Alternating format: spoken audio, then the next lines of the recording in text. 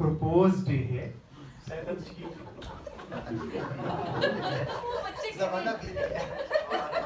Doctor Om Prakash Singh ji को हमने सवेरे प्रपोज किया था कि आज के इस कार्यक्रम में आए, और उन्होंने उसको सहर्ष स्वीकार कर दिया। और डॉक्टर साहब हमारी साइकिल मेट है, और हम साइकिल चलाते हैं, ये बात वो बताएंगे, क्योंकि उस दिन ये हमारी मिसेस कह रही थी कि हम दिखाते हैं। तो डॉक्टर साहब को हम साक्षी के रोड पे लाए हैं। वो बात आपके दिल पे लग गई था, बताने के लिए लाए, मतलब कि वो भी नहीं चलाते। आपके मौसेरे भाई हैं। ये सच बात है कि स्वास्थ्य जयते ये जो कार्यक्रम है, जो आकाशवाणी पे FM 100.6 विविध भारती पे 242 एपिसोड हो गया है। 6 वर्ष पूर्व इस कार्यक्रम की परिकल्पना इसी माँ भारती के प्रांगण में हुई थी। ये हम लोगों के लिए बहुत बड़ा विषय है, और आज 5 वर्ष के बाद हम लोग यहाँ पे फिर आ रहे हैं, तो ये भी एक माँ भारती की अनुकंपा ही है हम पर कि वो हमको अपने आंगन में फिर इस तरीके से बुला रहे हैं। प्यारे बच्चों, सेहत की बात तो हम लोग करेंगे। हमको जो हमारी बिटिया का MBBS में सिलेक्शन हुआ, तो उसमें एक कार्यक्रम में सारे पेरेंट्स को बुलाया गया था।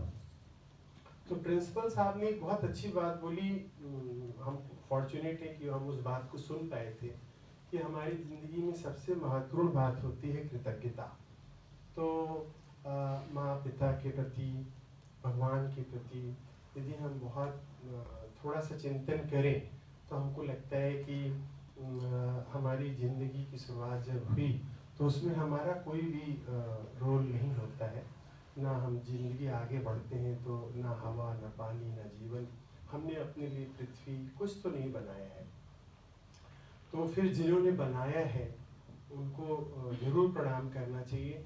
और ज़िंदगी की शुरुआत में पहला शब्द हमको अगर सीखने को मिलता है, हम विद्यालय जाते हैं, प्रार्थना करते हैं, तो प्रार्थना का तात्पर्य कृतज्ञता होता है ना, कि हमारे जीवन का हवा, पानी, पृथ्वी, आकाश, हमारे माता पिता, ये हमने नहीं बनाए, इन्होंने हमको बनाया। तो सबसे पहले हमें उनको प्रणाम करना चाहिए। तो प्रणाम करने के लिए मैं अपने माता पिता जी को प्रणाम करता हूँ। Pushpa Khanna memorial Nehrugram charitable trust हमारी ट्रस्ट है, और ये निश्चित बात से याद रखना सभी लोग कि जीवन में अगर भगवान की कृपा हमको अपने ऊपर नापनी है, तो जैसे हम ब्लड शुगर नापते हैं ग्लूकोमीटर से तो पता चल जाता है, BP नापते हैं पता चलता है, लेकिन ये कैसे नापेंगे कि मेरे ऊपर भगवान की कृपा है? तो ये सब्जेक्टिव नहीं बेटा, ऑब्जेक्टिव है। अगर हमारे मन में अच्छी प्रेरणा आ रही और हमको अच्छे अच्छे लोग मिल रहे हैं, तो ये मानना चाहिए कि हमारे ऊपर भगवान की कृपा है। इनकी सत प्रेरणा और सत्संग। वो सत्संग का तात्पर्य केवल भगवान जी के मंदिर में जाना, धार्मिक गुरु जी से मिलना नहीं। जैसे हमारा इनसे मिलन हो गया है ना, ये सत्संग है। हमारा डॉक्टर साहब से मिलन हो गया, ये सत्संग। सत्संग माने अच्छे आदमी का संग, जो किसी भी चीज में हो, है ना। तो सत प्रेरणा और सत्संग, ये हमारे ईश्वर की हमारे ऊपर कृपा है। इसको नापने का ये एक ऑब्जेक्टिव पैरामीटर। उल्टा कर दीजिए, कभी आपके क्लास छोड़ने का मन कर जाता है, मम्मी के ऊपर गुस्सा आ जाता है, बहुत दिन से बहुत अच्छे लोग नहीं मिल रहे हैं, तो मान लीजिए कि इस समय भगवान की कृपा हमारे ऊपर नहीं है। तो ये एक पैरामीटर है। तो सबसे पहले मैं भगवान को प्रणाम करने के लिए, क्योंकि ये सेहत गीत गोष्ठी है, तो एक लाइन हम गाएंगे और फिर जैसे ही आपको लगेगा हम इशारा करेंगे, आप लोग गा लीजिएगा, है ना। तो भगवान को प्रणाम करते हैं। फूलों की ऋतु चल रही है। तेरे फूलों से भी प्यार, तेरे कांटों से भी प्यार, तेरे फूलों से भी प्यार, तेरे कांटों से भी प्यार, तेरे फूलों से भी प्यार, तेरे कांटों से भी प्यार, तेरे फूलों से भी प्यार, तेरे कांटों से भी प्यार। जो भी देना चाहे दे दे करतार, दुनिया के पालनहार। दुनिया के पालनहार, जो भी देना चाहे दे दे करतार, दुनिया के पालनहार, तेरे फूलों से भी प्यार, तेरे कांटों से भी प्यार, जो भी देना चाहे दे दे करतार, दुनिया के पालनहार, दुनिया के पालनहार। तो सबसे इम्पोर्टेंट बात जो हमको ये लगती है कि जब हम लोग डॉक्टर की बात सुनते हैं तो हमको ऐसा लगता है कि दो चीज़ की बात होती है ना। हमारे यहाँ बनारस में लोग हमारे पास आते हैं तो बड़ा अच्छा प्रश्न पूछते हैं कभी कभी क्लिनिक में, बेटा है ना, हम बोल रहे हैं बड़ा गंभीरता से, लेकिन बात बड़ी फनी है। जैसे बहुत मोटा आदमी आता है ना, वो भी बोलता का खाई, का खाएगी दुबला हो जाए। अरे खा खा के तो मोटा हो जाता है ना। अब उसके बाद जो है हमसे पूछ रहे हो का खाएगी दुबला हो जाएगी, है ना। तो फिर हम उसको कुछ टहलाते मिलाते थे, कहते दवाइयाँ बताता का खाएगी दुबला हो जाएगी, है ना। दूसरा आदमी आता है कहता है कि ऐसा गैस बहुत बना तो का खाई, है ना। अरे भाई खा खा के तो गैस बन रही, तो फिर क्या खाए। तो अगर फिर हम उसको डांटते हैं कि फैट नहीं खाओ, ये नहीं खाओ, तो वो पूछता है दवाइयाँ बता रहा का खाई, है ना। तो कुल मिला के बेटा तुमने क्या सीखा कि यहाँ पे सारी चीज का इलाज का एक शब्द में पूछे तो क्या हो गया, एक ये बढ़िया सा बड़ो का खाई, का खाना खाई का दवा खाई। यानी कि हम जब सेहत की बात करते हैं तो हमें ऐसा लगता है कि भोजन और दवा दो ही चीज से इलाज होता है ना। लेकिन अभी ये इरा कौन सा चल रहा है बेटा, ये स्मार्ट इरा चल रहा है, ऑटोमेशन का इरा चल रहा है ना। तो हमने देखा कि सेहत को ये जो नजरिया है, और हमारे घर में भी ऐसे होता था। हमारे पापा को डायबिटीज थे तो हमारी बुआ उनको दूध पिलाने के लिए हरी मिर्चा डाल के दूध पिलाती थी, चपक के लोग पीते थे, है ना।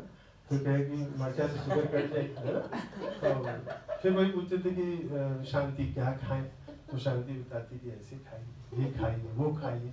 तो हमको कुल मिला के ही समझ में आया कि हेल्थ के लिए people are seeking food and medicine, है ना। अभी जो हेल्थ की डिफिनेशन होना चाहिए वो क्या होना चाहिए कि health is not a matter of food and medicine. सेहत जो है केवल भोजन और दवा का विषय नहीं है। Then what it is a matter of examination, education and behaviour modification. सेहत का विषय क्या है, परीक्षा करना, सीखना और व्यवहार में बदलाव करना। तो क्या परीक्षा करना, जैसे भाई चेहरा चमकाते हैं, मुंह चमकाते हैं ना, बहुत से रुपया पैसा मार्च क्लोजिंग में कितना आया कितना गया। केवल हर संडे हर व्यक्ति को नापना क्या चाहिए, कमर और वजन, ठीक है। क्योंकि हमारे यहाँ क्या कहा गया है कि जितनी बड़ी कमर उतनी छोटी उम्र, ठीक है। तो पहली बात तो नापने की बात होना चाहिए, नापना जरूर चाहिए कि बिनु जाने प्रीत नहीं हुई। अगर हम किसी चीज को जानेंगे ही नहीं तो हमारा उससे लगाव नहीं होगा, हम उसके पास नहीं आएंगे। जो साल भर पे जो चेकअप्स कराने चाहिए 40 के बाद 45 के बाद या कुछ और, उनका भी चेकअप कराना चाहिए। तो ये बातें डॉक्टर की परामर्श से कराना चाहिए, है ना। एक आजकल ये भी बेटा बिजनेस चल गया है कि लैब वाले बड़े बड़े ऐड देके कंप्लीट बॉडी प्रोफाइल ये वो करते हैं। तो केवल उसी तक सीमित नहीं रहना है ना। पहला है कि एग्जामिन योरसेल्फ, क्या एग्जामिन करें, वजन एग्जामिन करें, वेट एग्जामिन करें, है ना। इसके साथ क्या एग्जामिन करें, अपना मूड एग्जामिन करें, बिहेवियर एग्जामिन करें। यानी कि सर पढ़ाते हैं तो परीक्षा लेते हैं ना, उसके बाद ही सब कुछ होता है। तो परीक्षा का मतलब बेटा ये लैब केवल लैब की विषय नहीं है ना। जीवन का हमारा जो नाप तौल की बात बताई हमने, केवल लैब की बातें नहीं। हमको अगर आप देखेंगे तो जो हमारे शरीर की संरचना है वो 4 चीजों से है, गुरु जी, है ना बेटा। 4 चीजों से है। उसमें 4 चीजें क्या है, बड़ा आश्चर्य होगा तुमको कि एक चीज तो शरीर है यानी कि फिजिकल बॉडी, ठीक है। दूसरी चीज क्या है, माइंड, है ना, जिसको हम मन कहते हैं। और आप चश्मा लगाए हैं, बहुत से लोगों को ठीक नहीं दिखता है, यानी कि इंद्रियां, किसी को कम सुनता है ना, किसी के हाथ कांपते हैं, किसी को महसूस नहीं होता है, ठीक है। तो इंद्रियां, तो अब कितनी चीज होंगी, शरीर, मन, इंद्री, और लास्ट वाला तो सबको बता देना चाहिए, अगर वही ना रहे तो कुछ नहीं, आत्मा, है ना। तो अगर हम इसको अच्छे से देखें, है ना बेटा, इसको अच्छे से देखें तो भोजन और दवा का रोल केवल पहले वाले पे है। अगर हमारा शरीर खराब है, बीमारियां हैं, तो भोजन और दवा से ठीक होगा। मन, है ना, किसी का मन दुखी है तो उसको हम दवा देंगे तो वो दवा से ठीक नहीं हो। किसी का बच्चा बाहर पढ़ने गया है, वो खाना बना रही है और उसको अपने बच्चे की याद आ रही है और आंसू बह रहा है, तो ये किसी दवा से ठीक होगा? नहीं ठीक होगा, है ना। या तुम्हारे एग्जामिनेशन में नंबर कम आए, मूड खराब है, किसी दवा से ठीक होगा? नहीं ठीक होगा। तो मन में ज्यादा दवा और भोजन का रोल नहीं। इंद्रियां, है ना, हम ज्यादा मोबाइल देखते हैं, ठीक है बेटा, रात में देर तक पढ़ते हैं, क्या हम कोई दवा देंगे तो तुम नहीं देखोगे? यानी कि इंद्रियों से जो हमारे विषय हैं वो भी दवा का और भोजन का रोल है ना ज्यादा। और आत्मा, तो आत्मा को भी हम, किसी की सोल ठीक नहीं है ना, कोई जन्मजात शरारती व्यक्ति है, ठीक है ना, गुंडा है, बदमाश है, कुछ भी, तो क्या वो दवा से ठीक होगा? ठीक होगा। तो अब इसका उल्टा कर दीजिए, शरीर को भोजन और दवा चाहिए, मन को क्या चाहिए बेटा? मन को संतुष्टि चाहिए। क्या चाहिए? जिसे अंग्रेजी में क्या कहते हैं, सैटिस्फैक्शन। और इंद्रियों को क्या चाहिए? वैसे बढ़िया जो संगीत बजता है तो इससे हमको क्या मिलता है? सुख। तो इंद्रियों को सुख चाहिए, मन को संतुष्टि चाहिए, और आत्मा को क्या चाहिए? आनंद, है ना। तो आत्मा का भोजन आनंद, मन का भोजन संतुष्टि, इंद्रियों का भोजन सुख।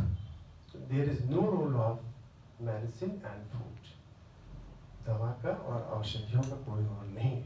जैसे हमने कहा कि परीक्षा लेनी है हमको, तो जो आधुनिक डॉक्टरी के लोग हैं वो यही सोचते हैं कि हम सारे पैरामीटर, कोलेस्ट्रॉल ठीक करा देंगे, कोलेस्ट्रॉल ठीक करा देंगे तो उससे तुम्हारी आत्मा मन नहीं ना ठीक हो जाएगा बेटा।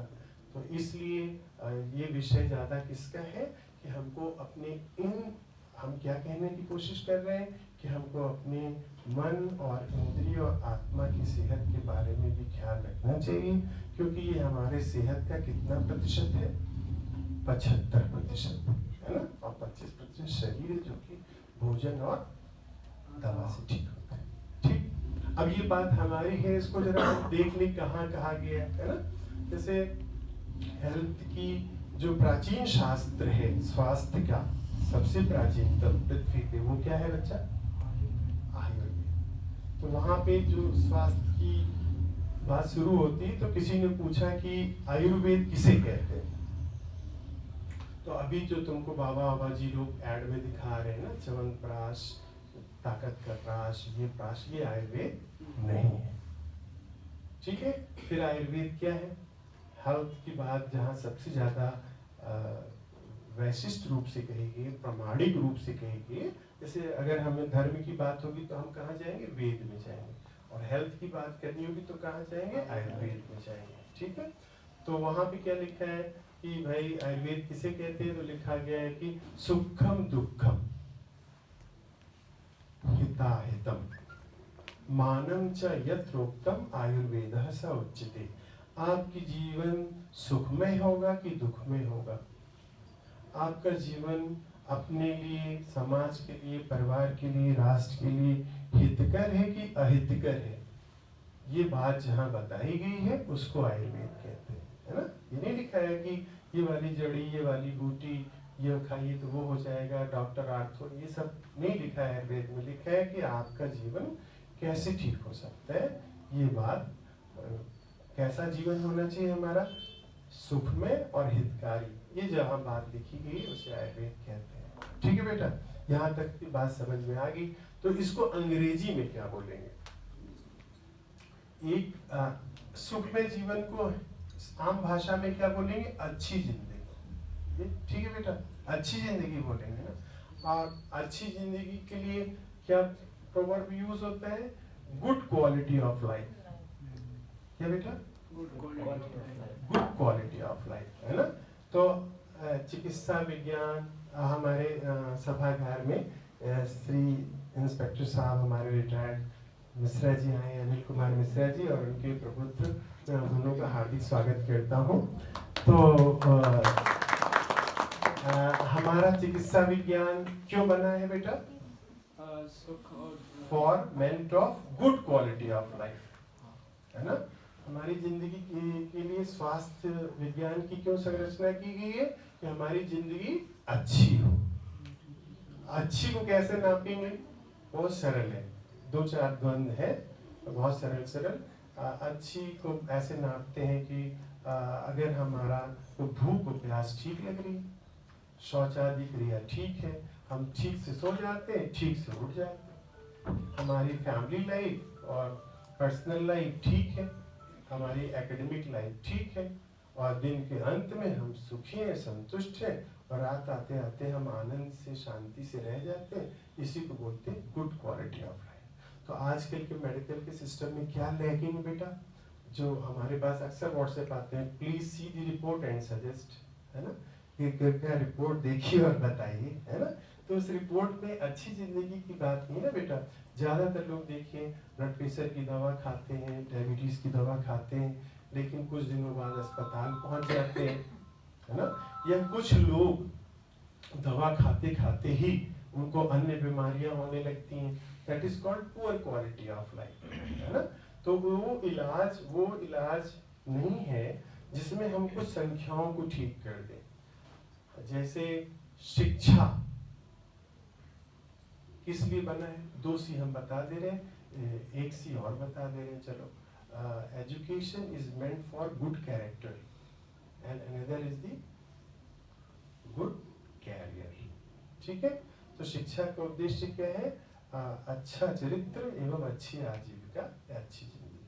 वैसे चिकित्सा का भी काम क्या है? कि रोग भी ठीक हो जाए और रोगी भी ठीक हो जाए। रोगी ठीक होना, रोग ठीक होना माने ब्लड प्रेशर, डायबिटीज, मोटापा, हृदय रोग जो है वो अपना कंट्रोल में आ जाए, और रोगी ठीक हो जाए माने उसकी जिंदगी ठीक हो जाए, है ना। मान लो दवा खाते खाते वो ऑफिस नहीं जा पा रहा है, संगीत में नहीं आ पा रहा है, तो उसको गुड क्वालिटी ऑफ लाइफ नहीं कहेंगे। तो पहली बात समझ में आया। हमको ये बात कैसे पता चलेगी? हमने मेडिकल में नहीं पढ़ी। हम जब BHU में जूनियर डॉक्टर के रूप में काम करते थे, तो हम लोग अपना ब्लड प्रेशर की दवा लिखते थे, अगले दिन किसी पेशेंट के पास जाते थे तो उससे पूछते थे कि कैसे दर्द था? तबियत यार ठीक हो? कहली कैसे? निपटान भालो बढ़िया, भूख भी लगा था, सुतली भी बढ़िया चाप की। तो उसने ये नहीं बताया कि हमारा बीपी ठीक हो गया, शुगर ठीक हो गया, ये ठीक हो गया, लकवा ठीक हो गया। हमने देखा कि 3 ही बातें बोल रहा है बार बार से, कि ठीक से भूख लगी, ठीक से शौचालय। बनारस में बेटा ऐसा बोलते हैं ना, मेरी निपटी बड़ा मजा आया ना। तो हम बाद में ऐसी बात नहीं है कि बेटा ये बनारसी लोग, ये स्वास्थ्य का सीधा संबंध है। और आजकल बहुत सी ऐसी बीमारियां हैं जिनकी दवा देने से दिन भर पेट फूला रहता है, और लोगों को लैट्रिन अच्छी नहीं होती है, तो बहुत परेशान होते हैं। हम उससे कहते शुगर हुआ तो ठीक है, कहा साहब ठीक हो 3 दिन से बोले नहीं। तो ये बड़ी तो शुगर की बड़ा होती, पहले दवा दा, भूख लगे निपटान साफ हो। यानी कि हम क्या गलती करते हैं अस्पतालों में, बड़े बड़े अस्पतालों में पैरामीटर तो ठीक कर देते हैं, मतलब क्या ठीक कर देते हैं? रोग। और क्या ठीक नहीं कर पाते हैं? लेकिन रोग ही ठीक होने के लिए आया है ही, वो मेरे पास के लिए किस लिए आया? अच्छी जिंदगी के लिए। तो अगर इसको अब शॉर्ट में कर दें तो क्या हो गया कि रोगी दुख भोगते हुए आता है और इलाज से क्या चाहता है? सुख। उसको ये नहीं मतलब है कि ECG ठीक हो गया और पैरामीटर ठीक हो गए। तो कोई भी चिकित्सा के दायरे के लिए ना आप डॉक्टर से ये अपेक्षा करिए कि वो केवल डिजिटल करेक्शन कर दे और ना अपनी बीमारी को उस तक बांध के रखिए, ठीक है। अब एक महत्वपूर्ण बात हमको यहाँ ये बतानी है,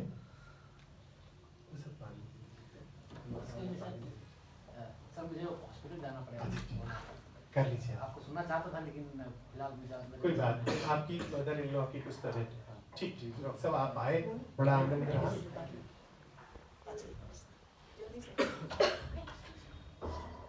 वहीं पे है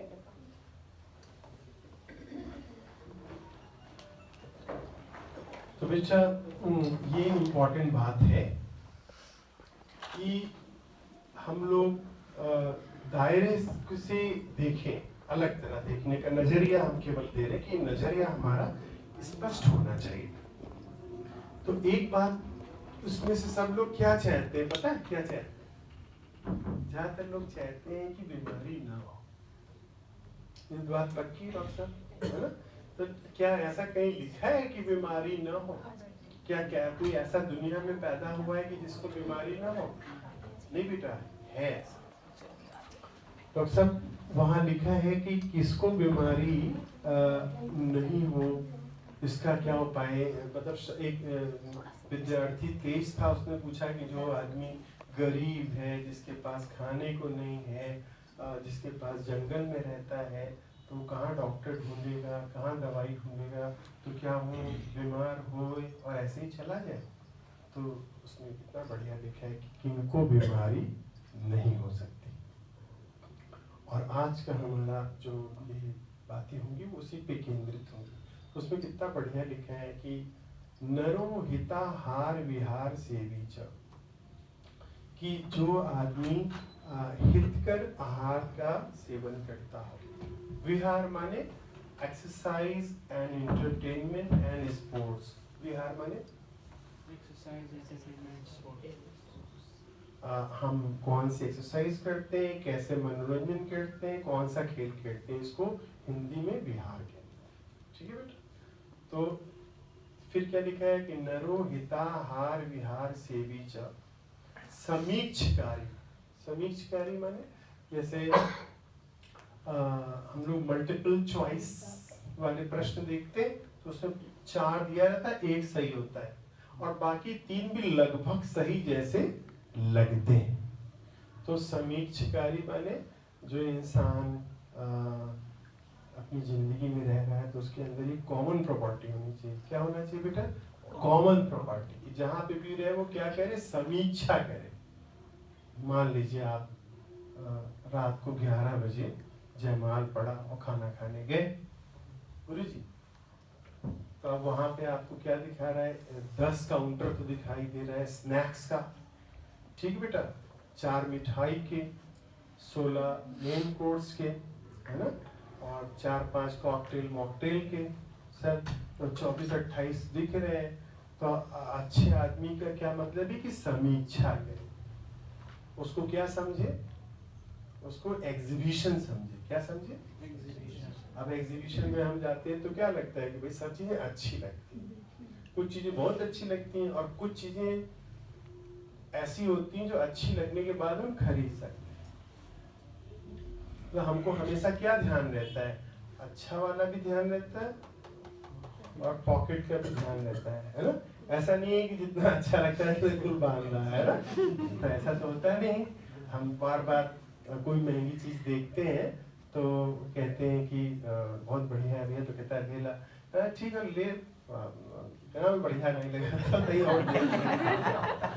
तो क्या करते हैं हम? इंटेलिजेंट समीक्षा करते हैं कि भाई सामान अच्छा है पैसा नहीं है, सामान अच्छा है पैसा नहीं है।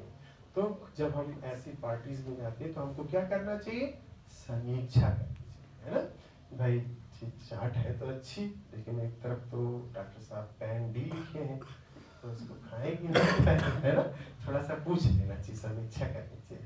फिर ये कि पेट तो भर गया चाट से, अब खाना खाएं कि ना खाएं, भूख तो नहीं लगी, लेकिन सब लोग तो खा रहे हैं तो किससे पूछना चाहिए? पेटवे से पूछ लो, है ना।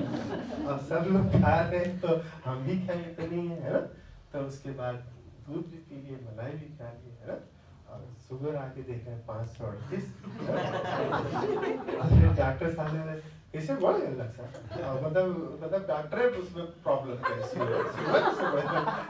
या कैसे बढ़ गए तू जाना ला अच्छे तरीके से।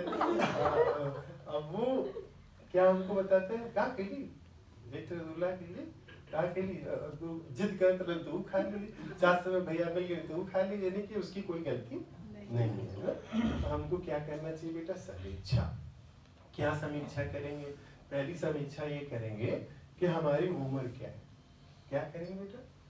हाँ? भाई उम्र क्या है। दूसरी बात हमें क्या देखना है कि काल क्या है, जाड़ा है कि गर्मी है ना, कितना बजा है। अब 12:40 हो गया रात को, लेकिन खाएंगे वही वाला जो 6 बजे से खाना चाहिए। तो क्या काल? काल माने कि जाड़ा है, अब सब लोग आइसक्रीम खा रहे हैं और जाड़े का समय है, तो पहले पता रहना कि जाड़े में आइसक्रीम ठंडी चीज नहीं खाना। काल। और क्या देखना चाहिए? हमारे अंदर कोई बीमारी तो नहीं है, मोटापा, डायबिटीज, पेट की समस्या, इसकी समीक्षा कर लेनी चाहिए, है ना। फिर ये भी समीक्षा कर लेनी चाहिए कि हाँ ये हमारे जिस समाज परिवेश में है, ऐसा ना कि मेरा पेट 8 कचौड़ी रख दिला, अब 2 किलो गए भूख खड़ा गया लोग का, तो थोड़ा सा समाज की मर्यादा का भी ख्याल रखना चाहिए, है ना।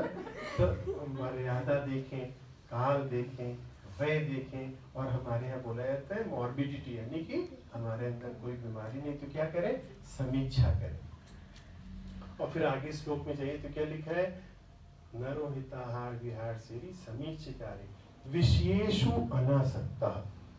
मतलब ये जो विषय है, एग्जीबिशन लगी है, इनके प्रति आसक्त ना हो, है ना। जैसे अब जलेबी बन रही गरम गरम, तो क्या करना चाहिए? उसको देख लीजिए, देख लीजिए भाई, कोई जरूरी थोड़ी ना कि खाने के लिए, अरे कुछ देख लीजिए, कुछ चख लीजिए, कुछ की प्रशंसा कर दीजिए, एक मुआयना मार के चले, आसक्त ना हो। हमको पता रहना चाहिए कि हमारे लिए क्या ठीक है क्या नहीं ठीक है ना।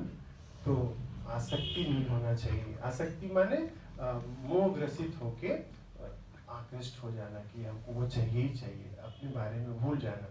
तो ये क्या हम जो बात बोल रहे हैं, क्या आयुर्वेद में लिखी है? नहीं बेटा, और एक जगह लिखी है।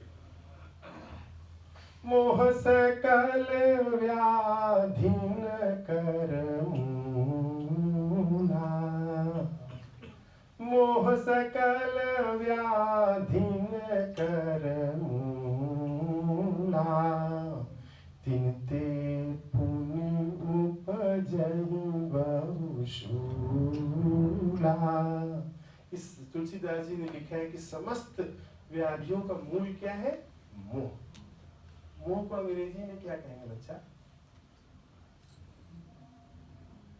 कोई जना बता दो, टूटी फूटी जोड़ तोड़ के बता दो। Material happiness. गुड। मोह का मतलब होता है कि जैसे यहाँ आग लगी बेटा, फिर भी हम चेक करें कि आग है कि नहीं। यानी कि डूइंग फूलिश मिस्टेक। बेटा डूइंग फूलिश मिस्टेक, यह जानते हुए कि यह वस्तु आभासी है, यह परेशानी दे सकती है, फिर भी हम उसे चेक करें, तो ऐसा चखी, दाया ऐसा देखें, तो ये मोह सकल व्याधिन कर मूला, है ना। सारी व्याधियों का मूल क्या है? हमारा मिसअंडरस्टैंडिंग, मिसपरसेप्शन, है ना। जहाँ पे हम अपनी बुद्धि खो बैठते हैं और केवल इंद्रियों के विषयों से आकृष्ट होकर चल पड़ते हैं, उसको मोह कहते हैं, है ना। और ये बातें केवल पेट की बीमारी के लिए बीमारी नहीं, जितनी भी दुनिया में बीमारी है, मानसिक, शारीरिक, है ना, किसी भी चीज के लिए। अब मान रास्ते में बहुत सी बढ़िया बढ़िया चीजें दिखाई दे रही हैं, है ना। कोई लड़की अच्छी दिखाई दे रही है, हेलो एक पटाखा, तो वो क्या वो भी मोह है ना, आपको पता है, जान न पहचान मोह भी सलाम, है ना। तो मोह सकल व्याधिन कर मूला। जितनी भी व्याधियां हैं, केवल शारीरिक नहीं, दुनिया में जितनी भी व्याधियां, आप क्लास में परीक्षा दे रहे हैं, पता है कि मास्टरवा जो है मारेगा डांटेगा, फिर भी बतिया रहे हैं, है ना। तो आपको पता है ना कि मारेगा डांटेगा, नंबर काट लेगा, फिर भी बात कर रहे हैं, तो वो भी मोह है। रास्ते में भी मोह है, घर में भी मोह है है ना, पिताजी के बारे में पता ही है, फिर भी रात को मोबाइल देख रहे हैं, पिताजी मना कर रहे हैं ना, तो आप वो ग्रसित हैं आंखों से, मन से, एक पटाखा पड़ा, सब साइकिल लेके रखा लिए अंदर, तो मोह सकल वहाँ पटाखे का कारण क्या है? तो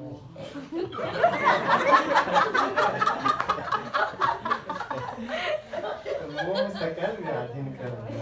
तो पुराना वाला हमारा जो श्लोक था वो क्या था कि नरो हिता हार विहार सेवी, है ना, और क्या विशेषु और विषयों के प्रति आसक्त होना, और क्या बताया कि और किसको रोग नहीं होता?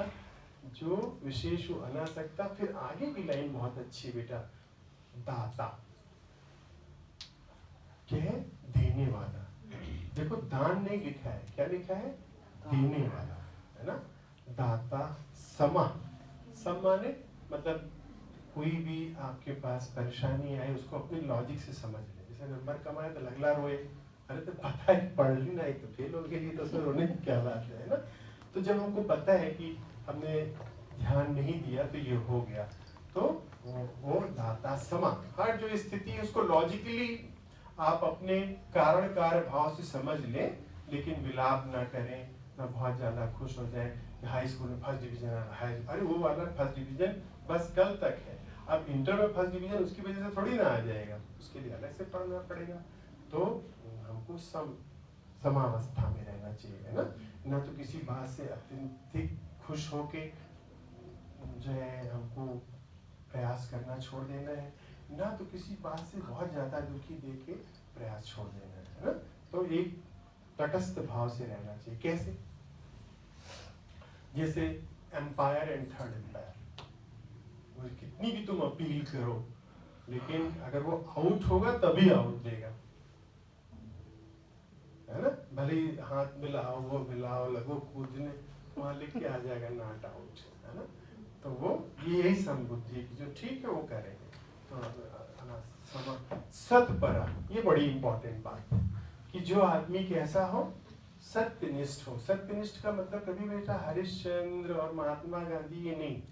सत्य का मतलब होता है कि जो जिस फील्ड की मेन प्रॉपर्टी, जैसे संगीत है ना, इसकी मेन प्रॉपर्टी क्या है? अभ्यास। सत्यनिष्ठ का मतलब क्या हुआ कि जिस विधा में, जिस विद्या में, जिस क्षेत्र में हम जा रहे हैं उसका सत्य क्या है। केवल सत्य बोलने से मतलब नहीं। जैसे व्यापार है ना, तो व्यापार का सत्य क्या है? Honesty is the best policy. Education का सत्य क्या है? Practice makes man perfect. और चिकित्सा का सत्य है क्या है? कारुण्य मार्तेषु, जो रोगी को परेशान देखे, जिसके हृदय में करुणा जाग जाए, वो सत्यनिष्ठ है ना। अगर हमको सब रटा है, हमको मेडिकल की किताबें, गोल्ड मेडल सब मिला है, लेकिन हमारे सामने एक बुनकर आ रहा है, एक रिक्शा चलाने वाला आ रहा है ना, और हमने उसे लिख दिया कि अपना शुगर रोज चेक किया करो, हमको बताया करो, और क्या साहब पैसा चाहिए नहीं हो, तो ये हमारी जिम्मेदारी है कि हम उसको उस योग बनाएं। कैसे बनाएं? किस का कब होगा? क्या होगा? जब मेरे हृदय में करुणा। तो क्या कबीर का ऐसा कोई दुआ है क्या?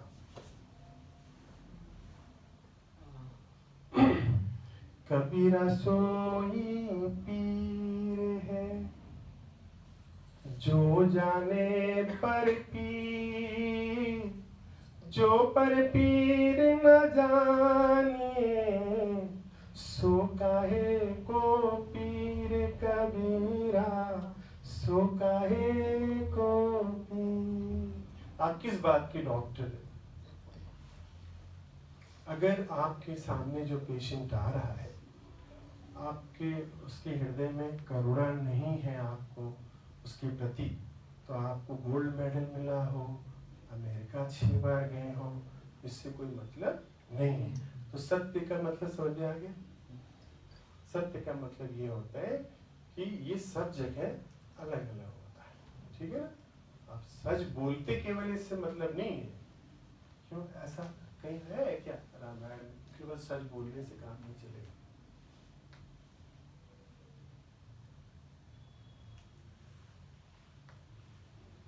जैसे रावण और मंदोदरी का जब संवाद होता है तो मंदोदरी समझा रही थी सच सच एकदम क्या समझ कि नाथ राम नहीं नर भूपाला, कि ये राम जी पृथ्वी वाले राजा नहीं है। नाथ राम नहीं नर भूपाला, भुवनेश्वर कालहु कर काला, तासो बयरु कबहु नहीं कीजे, मोरे कहे जान की दीजे। ये बात असत्य थी क्या? तो सत्य थी, है ना? लेकिन रावण जी क्या थे? बहुत बुद्धिमान थे, ठीक है ना?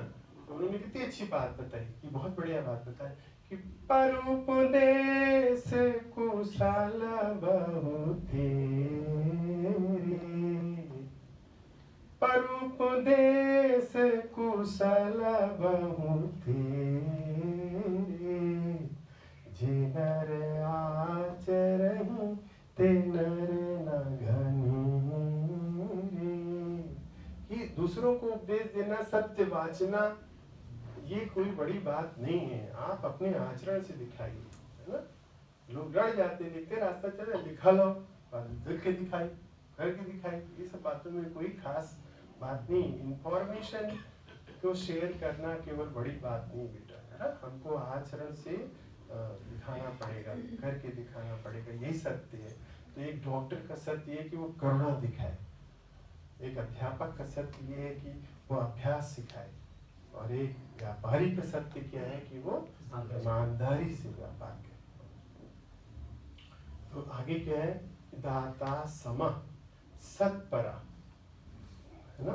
ना उत्पत्ति रोगा, कि जो ऐसा काम करेगा उसको रोग नहीं होगा। ये हमने क्यों बताई बात? तो लोग आशा कर रहे होंगे हम बताएंगे लो फैट डाइट, लो कोलेस्ट्रॉल डाइट। ये जो हम बता रहे हैं दिस इज स्मार्ट लिविंग, है? ये स्मार्ट लिविंग सबसे ज़्यादा स्मार्टेस्ट वे है, क्योंकि ये बात पूछी गई कि भैया आयु या अच्छी हेल्थ कैसे मिलेगी? तो उसमें क्या लिखा है कि आज रात लगते ही आयु। कैसे आयु मिलेगी बेटा? अच्छे आचरण से, ठीक है बेटा? कुछ उदाहरण देते हैं। मेरे अभी आसपास के कोई व्यक्ति 40 साल का है, जिम जाता है, फिट है, हार्ट अटैक होता है, निकल लेता है ना? क्यों? मतलब उसके साथ तो 3 डाइटिशियन थी, 4 काउंसलर थे, बॉडी का BMI ठीक था, कैसे हार्ट पटवट के? जरा बैकग्राउंड की हिस्ट्री में देखो, उसने अपने आप को आगे बढ़ाने के लिए कितनों को गिरा दिया, अपने आप को ऊंचा उठाने के लिए कितनी एड एजेंसी का सहारा लिया, माता पिता को गांव में छोड़ के अपना अय्याशी करना, ये क्या चीज़ ठीक नहीं है? ये आचरण ठीक है। तो ये कभी मत कोशिश करना कि जिम जाएंगे, प्रोटीन पाउडर खाएंगे, या ऐसे कर लेंगे, वैसे कर लेंगे। सबसे इम्पोर्टेंट चीज़ क्या होती है? सबसे इम्पोर्टेंट बात होती है सरलतम। जो चीज़ सरलतम होती है दैट इज कॉल्ड स्मार्ट, है ना? सबसे सरल, जैसे ये मोबाइल स्मार्टफोन क्यों है कि सरल है, टिकट की बुकिंग करा लो, कुछ भी कर लो, सब इसी में है, बहुत सरल है। तो स्मार्टेस्ट वे ऑफ लिविंग क्या है बेटा? अपने आचरण को ठीक करना। एक छोटी सी कथा आती है कि जब लक्ष्मण जी को शक्ति लग गई तो राम जी ने पूछा कि तुम बता सकते हो कि भैया तुम तो इतने ब्रह्मचारी हो, इतना हमारे सेवक हो, दिन भर भगवान के साथ रहते हो, तो काहे पड़ गई? क्यों, कैसे तुमको शक्ति लग गई? तो बोले हाँ सर। लक्ष्मण जी ने रिकॉल किया, 3 बातें समझ गए।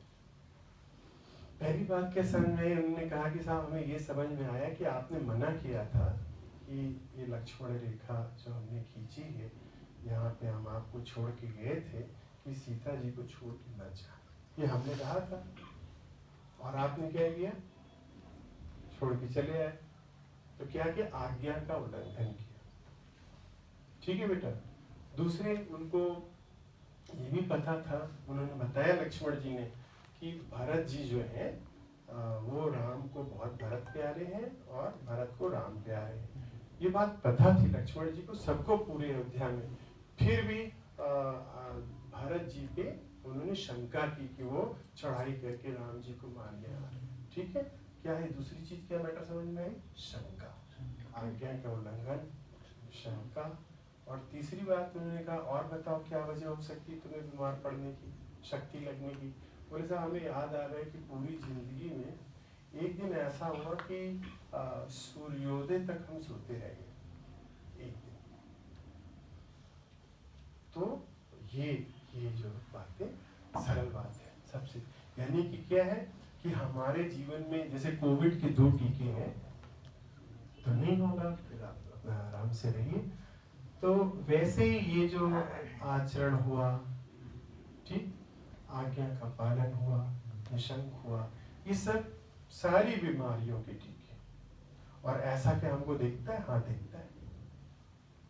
हम देखते हैं काशी की गलियों में चले जाइए, 96 वर्ष, 94 वर्ष, 88 वर्ष के लोग आराम से तुमको चमकते चमकते दिखाई देते हैं। क्यों? क्योंकि वो इन चीजों का अपनी जिंदगी में पालन करते हैं, मर्यादा का पालन करते हैं, आचरण का पालन करते हैं। और वैसे तुम देखो बेटा, ये जो स्प्लिट लिविंग है वो नहीं होना चाहिए, ठीक है। हम उदाहरण देते हैं बेटा कि मान लो तुम्हारा कुर्ता 2 मीटर में बनता है, ठीक। अगर तुम टेलर को 10-10 सेंटीमीटर के 20 टुकड़े दे दो तो जोड़ कितना हुआ? 2 मीटर। क्या कुर्ता बन पाएगा? तो उसको क्या चाहिए? एक लेंथ। तो अभी जब तुम सोच के देखो, अभी क्या है, हम हेल्थ एंड हैप्पीनेस कैसे चाह रहे हैं? वही टुकड़ों में। कैसे चाहते हैं? सवेरे उठ के ये करते हैं, है ना, दोपहर में दिन भर झूठ बोलते हैं, है ना, रात को अनबन खाते हैं, फिर उसके बाद तो ये क्या है, अब हम एक्सप्लेन करते हैं कि I love yoga, so I can't really love that, फिर उससे हम पूछें कि यार this is my personal life, क्या झूठ क्यों बोल रहे हैं? हम तो योग करते हैं, है ना, बोलते हैं I want this growth, number 1, I want to become number 1. In business everything is okay, we have to be on top. तो ये क्या है, ये हमारे, हम क्या चाह रहे हैं? जिंदगी को टुकड़े टुकड़े, झूठ बोलना चलेगा, योगा फॉर हेल्थ, झूठ फॉर वेल्थ, है ना, and happiness is my personal life by mind. ये यही दिखाई जा रहा है, ये देख रहे हो ना बेटा, ऐसे ही बच्चे ऐसे ही अपने मम्मी पापा से दूर रह के ये एक्सप्लेन करते हैं, see my muscle, see my bank budget. लेकिन 35, 40, 42 के बाद जाके सेवा समाप्त हो जा रही है। क्यों हो जा रही है? क्या गड़बड़ है? एक लंथ, वो क्या होना चाहिए? आचरात लगते है ना, आचरण। अब देखो बेटा, जो बातें ये जो हम पढ़ते हैं ना, बहुत से रोज तुमको एक नया रिसर्च दिखाई देगा, है ना। कभी बोलेंगे कि गेहूं से ग्लूटीन होता है, उससे पेट खराब होता है, कभी बोलेंगे गेहूं में सब कुछ है ना। तो ये वेस्टर्न जो साइंटिस्ट हैं ये भी बायस्ड होते हैं बहुत सी चीजें। इससे सबसे सरलतर रास्ता, what is the smartest way of living, healthy living? क्या हमने कंक्लूड किया? अच्छे आचरण। अच्छे आचरण से हम सारी चीज पा सकते हैं। और एक जो हमने बीच में थोड़ा सा चाह रहे थे कि आपको एक्सप्लेन कर दें, वो है दाता। दाता माने ये नहीं होता है कि दान देने वाला है ना बेटा। हमारे पास स्वास्थ्य दे सकते हैं, हम आपको दे रहे हैं, आप हमको अच्छा मधुर संगीत दे सकते हैं, बड़े बुजुर्ग हैं, समाज परिवार में अच्छे हैं, वो क्या दे सकते हैं? सही सलाह। ठीक है बेटा, तो जो आप दे सकते हैं बिना किसी अथक प्रयास के, वो हमें दुनिया में देते रहना चाहिए। ठीक है, वो ये जो देना है ना, यही सबसे बड़ा टीका है, सबसे बड़ा टीका है ना। शास्त्रों में पूछा गया कि बीमारियां दुनिया में आई कैसे, तो उसे बोला है कि बीमारियां जो है वो संचय से आई। कैसे आई बेटा? संचय से, है ना। इंसान पेट में शुगर और फैट संचय करने लगा, तिजोरियों में पैसा संचय करने लगा, झूठ सच सब चलने लगा, इसीलिए बीमारियां आई। तो हमको संचय की दुनिया में हमेशा अपने सामर्थ्य में जो चीज़ अच्छी है, किसी को हम पढ़ा सकते हैं, किसी को अपनी साइकिल दे सकते हैं, किसी को कुछ दे सकते हैं। ये प्रवृत्ति हमको क्या करती है बेटा, ये हमको जैसे दो बूंद जिंदगी की होती है ना बेटा, वैसी बात है। तुमने ये देखा होगा कि सेटिस्फैक्शन जो शब्द है उसको कैसे समझेंगे? हमको किसी की हेल्प करने पे क्या मिलता है? परम संतुष्टि मिलती है ना। ये हेल्प को कैसे अफेक्ट करती है? इसका उदाहरण ऐसे कि बहुत मूसलाधार बारिश हो रही हो, बहुत नदियों में बाढ़ आ जाती है, सड़क पे मोटर कार तैरने, उसमें भी तुम मुंह खोल के अगर खड़े हो जाओगे तो क्या तुम्हारी प्यास बुझेगी? नहीं बुझेगी। बाढ़ आ गई, सड़क जाम हो गई, मोटर तैर रही है, लेकिन आपकी प्यास नहीं बुझी। वैसे दुनिया की जितनी भी चीजें तुम संकलन कर लो, है ना, वो तुमको कभी संतुष्टि नहीं दे सकती। जैसे मूसलाधार बारिश में खड़े होके मुंह खोल के खड़े हो जाना, तभी पर प्यास नहीं बुझ सकती, है ना। वैसे ही हम जितनी दुनिया के सुख साधन में रहेंगे तब तक हमारे अंदर जो आप देखते हैं ना, बड़े बड़े लोग टेढ़े मेढ़े काम करते, पढ़ते हो ना अक्सर, कहाँ का अंग्रेज था, उसने अपनी सारी संपत्ति दान कर दी। बिल गेट्स ने सब दान कर दिया। ब्रिटेन का राजकुमार था, उसने राजभवन छोड़ दिया। क्यों? वजह क्या है? वही। तो हमारी बात को यहाँ पे हम लोग जब देखेंगे तो इसको हम बोलते हैं आरोग्य पंचामृत। ठीक है, वो 5 बातें क्या है? बहुत सरल है। जैसे एक घूंट पानी और दे दीजिए।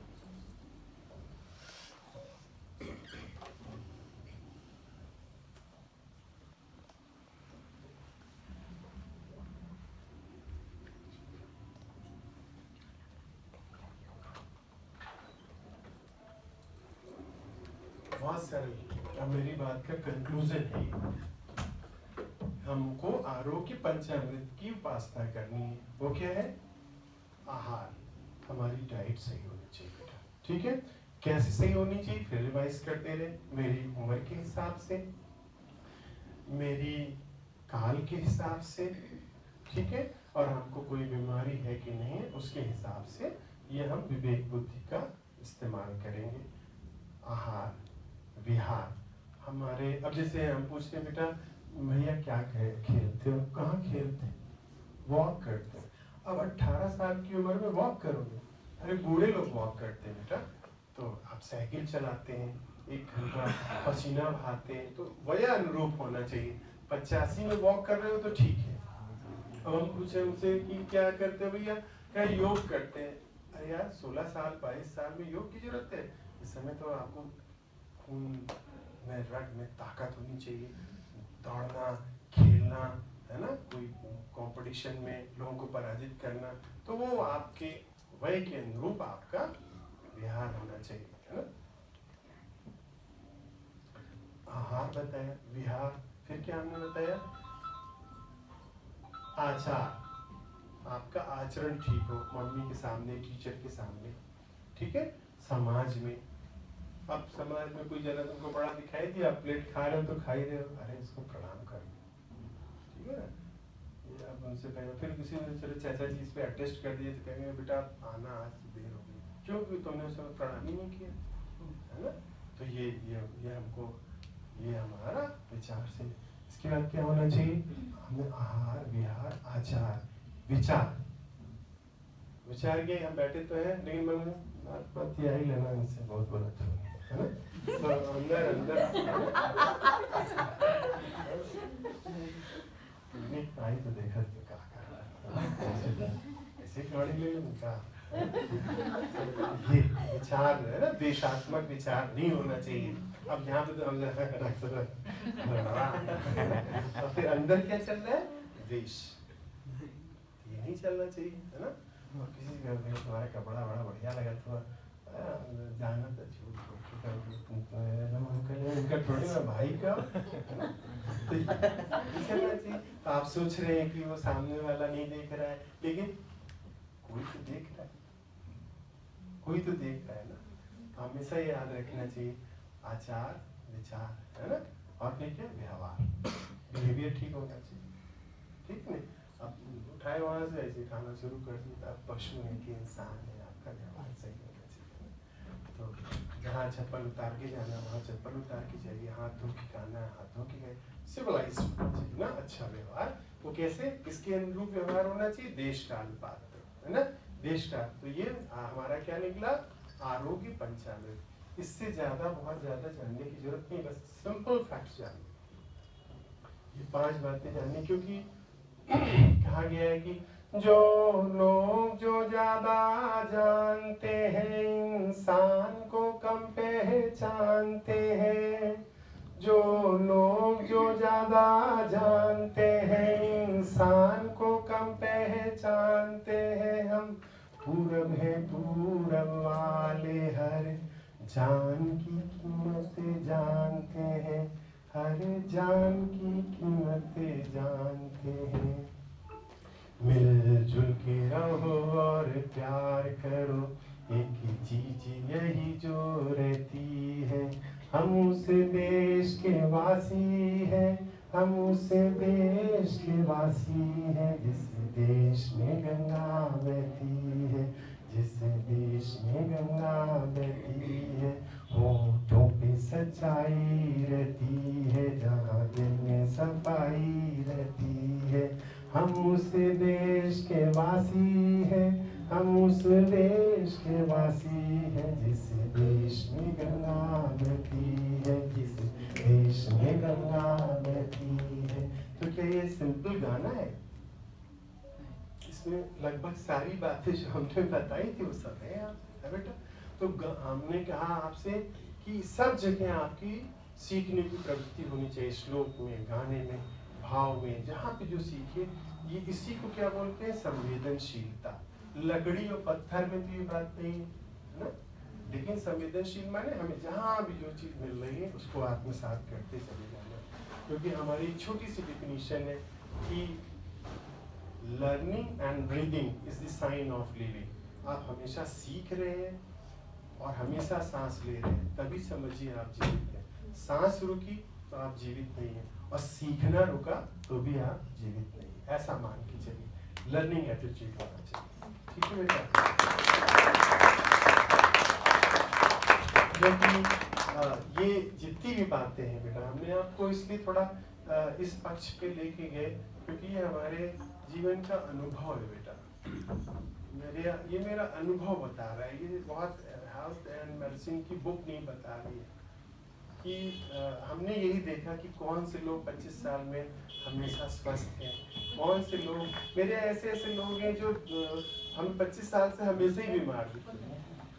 पूरा घर उनका बीमार रहता है, 500 ट्रक चलती है, बहुत पैसे वाले हैं, नाना प्रकार के योग भोग सब कर रहे हैं, लेकिन हमेशा बीमार रहते हैं। क्योंकि वजह क्या है, अंदर की बात क्या है कि जो उनका भाव है जिंदगी के प्रति, अपने प्रति, दीवानी के प्रति, समाज के प्रति, वो ठीक नहीं। कैसे रहना चाहिए फिर लास्ट में मेरी कंक्लूडिंग रिमार्क है कि फिर कैसे रहना चाहिए उनको, जैसे परीक्षा हाल में रहते हैं, कैसे परीक्षा हाल, तो क्या हम इधर उधर पूछते हैं सबसे, क्या लिखला, क्या लिखला, उससे क्या होता है, हमारा समय बर्बाद होता है, पेपर छूट जाता है।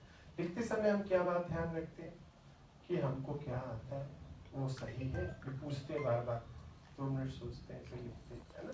क्या सोचते हैं उस समय, इज इट राइट और नॉट, ये सोचते हैं। फिर लिख के फिर क्या हो जाते हैं, निश्चिंत हो जाते हैं। क्यों? तुमने किसका ध्यान करके निश्चिंत हो गए, एग्जामिनर का। बाहर जब निकलते हो तो लोग बताया यार था गलत था, ये तो तुम विलाप करते हो, नहीं, तुमको लगता है कि it is between me and my examiner. जिंदगी कैसे जीनी चाहिए, it is between me and my God.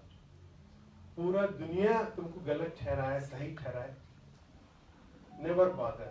जैसे एक परीक्षक और परीक्षार्थी के बीच में जो संबंध होता है, वही जो है जीवन का दृष्टिकोण हर जगह होता है।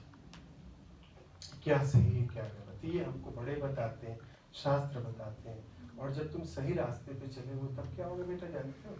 फिर कौन बताएगा, पता है कौन? तो ऐसे सोच रहे हैं हमारे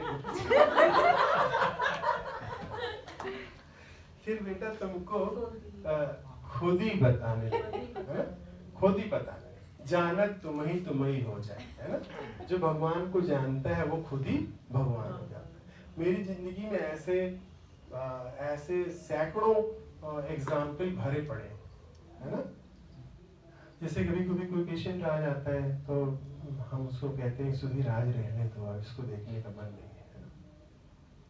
पता चलता है कि वो कहीं दूसरे अस्पताल में गया और तीसरे दिन भूले ही राम हो गया, है ना। और उसको कोई प्रॉब्लम थी नहीं खास, गैस लेके आया था। अगर उस पेशेंट को हम गैस की दवाई लिखते तो हमको क्या मिलता, अपयश मिलता। तो बहुत सी चीजें ऐसी होती हैं, वो इंट्यूशन आना होना शुरू हो जाता है, फिर तुमको धीमे धीमे सब चीजें सही दिखाई देने लगती हैं, ऑटोमेटिक तुमको कोई रोकेगा। सुना नहीं तुमने कि ट्रेन पे बैठने जा रहे थे, ट्रेन छूट गई, पता चला ट्रेन का एक्सीडेंट हो गया, है ना। पान खाने रुके, गाड़ी छूट गई, पता चला कि गाड़ी जाके जंगल में खड़ी हो, लाइक दैट। तो जब कुछ दिनों तक जैसे अभ्यास आप कर लीजिए तो कुछ दिनों बाद आप अच्छा गाने लगते हैं। तो वैसे ही क्या होता है कि कुछ दिनों तक ये जब आप अच्छे रास्ते पे चलेंगे तो आपका एक जो भगवान जी जो है वो ट्रैफिक पुलिस की तरह कभी तुमको रोकेंगे, कभी टोकेंगे, कभी चलने को कहेंगे, ऐसा होने लगता है। This is my experience. क्योंकि हर क्षण पे तो कोई जना तुमको नहीं बता सकता, पक्की बात है, तो तुम्हारा अंतर मन तुमको बताने लगेगा, ये बात है। तो एक घूंट और पानी पी लेते हैं, होती हो जाए। ये दे दो फिर और ले आते हैं। ये मेरे सबको एक ही घूंट चाहिए।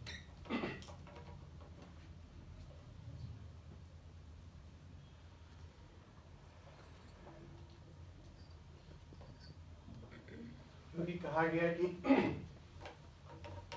जीवन आनी जानी छाया, जीवन आनी जानी छाया, झूठी माया झूठी काया, फिर काहे को पाप गठरिया, फिर काहे को पाप गठरिया, मन के ऊपर ओढ़ी, सुख के सब साथी, दुख में न को मेरे राम एक साचा, नाम तेरा दूजे को, सुखी के सब साथी, दुख में न को।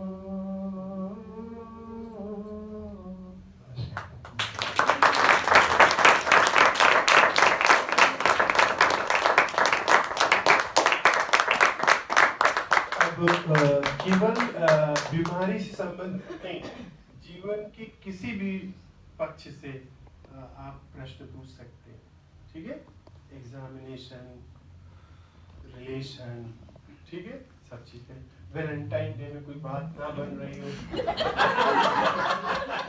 वैलेंटाइन डे, अभी हम रास्ते में एक नया वर्ड कॉइन किए, 7 दिन का तो सबको पता है, 8वें दिन का किसी को पता है?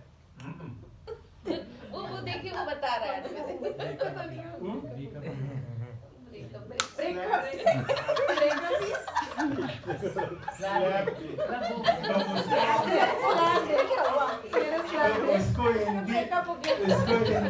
इसको हिंदी में हम क्या लिखेंगे पता है? भद्रा। तो आपकी बार वैलेंटाइन डे के दूसरे दिन क्या लगेंगे? तो कोई भी जना कोई भी बात पूछे, क्योंकि चिकित्सकीय बातों के लिए हमने ये 15 मिनट रखा हुआ है, आप पूछिए, कोई भी बातें पूछिए। हाँ गुरु जी। माइक दे माइक। नहीं आप बोलिए। जैसे नींद से संबंधित एज फैक्टर 30, 40, 50, 60, 70 और 80 तक, उसमें नींद कितनी होनी चाहिए, प्लस क्या नींद 2 टुकड़े में ली जा सकती है, रात को और दिन में भी, और दिन का सोना नींद कितना मतलब अच्छा या बुरा है? अच्छा या बुरा। बेहतरीन प्रश्न है, क्योंकि आज का डाटा क्या बोलता है, मेरी क्लिनिक का डाटा, कि ज़्यादातर लोगों का जो डायबिटीज़ या blood pressure in spite of medication is not under control, is the cause is the sleep deprivation, है ना। जिन लोगों की निद्रा कम है उनका दवा के बाद, जैसे फूटा हुआ बाल्टी में पानी नहीं रुकता, वैसे अगर नींद ठीक नहीं है तो आहार और औषधि कारगर नहीं होते हैं, क्योंकि कहा गया है कि अर्ध रोग हरी निद्रा सर्व रोग हरी चूल्हा, है ना। कि अगर नींद आ रही तो समझ लो आधा बीमारी ठीक है, भूख लग रही तो सारी बीमारी ठीक है। तो स्लीप का जो है कि 6 से 8 घंटे का एक अनुमान लगाया जाता है। वो कैसे डिपेंड करता है? वो डिपेंड करता है एक तो एज पे, जैसे इन्होंने बोला, जैसे जैसे लंबी आयु होती है 60, 70, 80, यानी कि आप अगर वृद्धावस्था की तरफ जा रहे हैं 60 से ऊपर, तो हमारे शरीर में वात का प्रकोप ज़्यादा होता है। किसका? वात का। तो वात का प्रकोप होने से बेटा नींद कम हो जाती है, ठीक है। ये तो सहज है, it is not a sickness. तो ऐसे लोगों को नींद थोड़ा 4 बजे खुल जाएगी, तो this is not a disease, ठीक है। तो एक तो वात की वजह से, तो क्या हमें उल्टा करना चाहिए कि इस अवस्था में वात जिससे शांत हो वो चीज लेना चाहिए, ठीक है। जैसे हमारे क्या कि प्रातः नीरम रात्रौ क्षीरम मध्याह्ने तक्र सेवनम। ऐसे लोग अगर रात में दूध पीते, दूध में क्या है? कफ है और वायु उमर में है, तो दूध पीने से अच्छी नींद आती है। एक this is one of the way, ठीक है। दूसरी बात क्या है कि किसको कितना सोना चाहिए, इसका भी पैरामीटर मॉडर्न साइंस में नहीं है बेटा। वो क्या है, अलग अलग व्यक्ति की प्रकृति की नींद अलग हो सकती है, ठीक है। जैसे मान लीजिए सात्विक प्रकृति का है, वो कम सोएगा और उसकी नींद पूरी होगी, 6 घंटे में उसकी नींद खुल जाएगी, सहज। अच्छा, नींद पूरी हो गई कैसे पता चलेगा? मतलब हम ठीक नींद आ गई हमको, how will you feel that? जब अपने आप नींद तो बीमारी से भी टूट जाती है ना, Fresh सपने से भी टूट जाती है। और अपने आप ना खुले तो इसका मतलब नींद पूरी नहीं हुई, बिना अलार्म के तो उठते ही नहीं होगे। देखो बहुत अच्छा है, देखो हंसना नहीं, इसका ये है कि ब्राह्मे मुहूर्ते उत्तिष्ठ जीर्णा जीर्णे निरूपण। अगर उठे और निपटान आ जाए, इसके अंदर नींद ठीक ये देखो, शौच अगर नहीं हो रहा है, जैसे अब जैसे बहुत से लोग उठते हैं तो वो बेड टी और फलाना टी, पहली टी, दूसरी टी, तो ग्रीन टी, लेमन टी, है ना, सुगंधी भी लेते हैं। सुगनी, like that, so many things are there, है ना। तो पहला क्या है कि अगर हमारी रात की नींद अच्छी पूरी हो रही है तो क्या होगा, हमारा पाचन अच्छा रहेगा, और पाचन अच्छा रहेगा तो हमको सही से शौच क्रिया ठीक। ये सब्जेक्टिव असेसमेंट है, कहीं मॉडर्न साइंस में लिखी ही नहीं। तो एक नंबर की बात है। दूसरा, जो पैथिक प्रकृति के लोग होते हैं, है ना, जैसे जिनको बहुत पसीना होती है, आंखें लाल होती हैं, क्रोध होता है, खाना ज्यादा खाते हैं, है ना, ठीक है ना, तो वो उनकी नींद थोड़ी सी वात वालों से ज्यादा होती है, 7 घंटा। और जो कफज है ना, जब तक कंठ में भोजन नहीं आ जाता है तब तो जीवा मतलब पेट भर गया जी नहीं भर, तो वो अपना जो ज्यादा खाते हैं, ज्यादा मोटे रहते हैं, है ना, तो उनकी निद्रा ज्यादा रहती है। उनको हम लोग क्या बोलते हैं, कफज प्रकृति के लोग। और वैसे अगर देखिए सात्विक, रासिक, तामसिक, है ना, तो ये तो बहुत सरल है। जो आदमी नशा ज्यादा करता है, नॉन वेजिटेरियन डाइट ज्यादा करता है, मर्यादित नहीं रहता है, वो लोग क्या कहलाते हैं, तामसिक। तो तामसिक व्यक्ति और निशा रात्रि जो होती है वो भी क्या प्रधान होती है, तमोगुण प्रधान, है ना। तो ऐसे लोगों को जैसे जैसे रात होगी वैसे वैसे आंखें खुलेंगी, है ना, नाइट पार्टी। तो इसीलिए चाणक्य ने कहा कि निशायाम न चरित, ना रात्रि को न चले, जो सिविलाइज पर्सन है वो रात्रि देर तक बाहर न निकले। तो दिस इज वन क्लासिफिकेशन। सात्विक, रात्रिक, तामसिक प्रकृति के हिसाब से नींद वैरी करती है। वातिक, पैतिक, कफज प्रकृति के हिसाब से नींद वैरी करती है, वय के हिसाब से वैरी करती है। और जो 2 टुकड़े की बात कही है, यस, जो लोग शिफ्टिंग ड्यूटी में काम करते हैं वो जैसे उनको 7 घंटे की नींद की आदत है, तो कितनी, मान लो 4 घंटा सो पाए तो कितना लैकिंग हुआ, 3 का आधा कर दो 1.5, तो ऐसे लोग जितने घंटे की नींद कम हो पा रही है उसकी आधी दिन में ले सकते हैं, ठीक है, नॉट कि 3 घंटा पूरा। दूसरी बात, दिन का सोना केवल एक ऋतु में बताया गया है कि ठीक है, वो कौन सी ऋतु? ग्रीष्म ऋतु, है ना। बाकी किसी भी ऋतु में दिवाशयन निषिद्ध है, यानी कि दिन में नहीं सोना चाहिए।